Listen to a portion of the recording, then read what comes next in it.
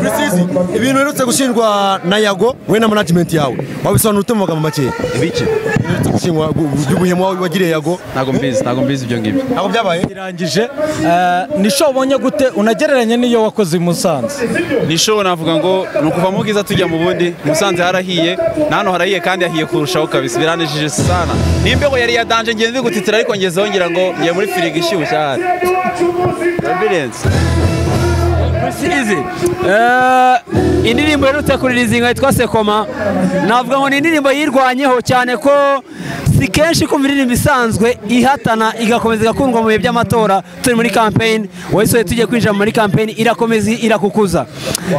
ndimo ndareba kare nasanze iri muri charts za Ethiopia, Central Africa, Sudani, u Rwanda, Uganda n'u Burundi.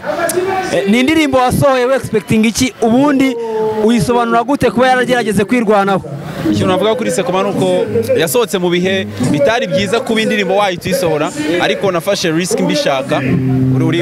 urabizi hari ukuntu ukora ikintu atari uko iki kintu bizeye ko kigiye kugenda kuri siburangiye ngo indirimbo mvuga n'indi ngiye kwikora irakunda cyangwa yange nkorindi narayikoze Imana yiha umugisha nabango nibyo gushima no kandi of course nuko umuntu abakoze akazi kose agomba gukora tu. Precision ibintu birutse gushindwa na Yago we na management yawe wabisobanura ute mu magambo make ibiki gushingwa by'ubuhemu wagiriye Yago ntago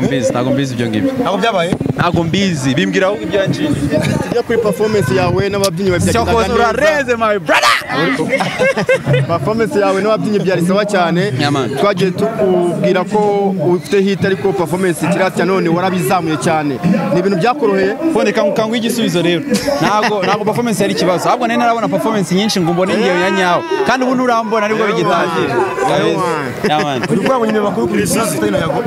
ntabyo nzi ibyo bibazo brother izi turi Musanze nakwaje ikibazo ndavuga ni uko byagaragaye Musanze n'abantu bakunda hip hop cyangwa se kurapa ndakubaza ufite indirimbo nyinshi za hip hop ese ukuri cyo uzabikora urabwira uti nzabikora cyane kandi abonye ko ikibazo cy'umwanya kwera imvura yabaye ikibazo yari irimo isura bizana bakwirimba ariko umwanya wabaye muto ariko ubutaha tuzayikubita Jabrez asante sana brother.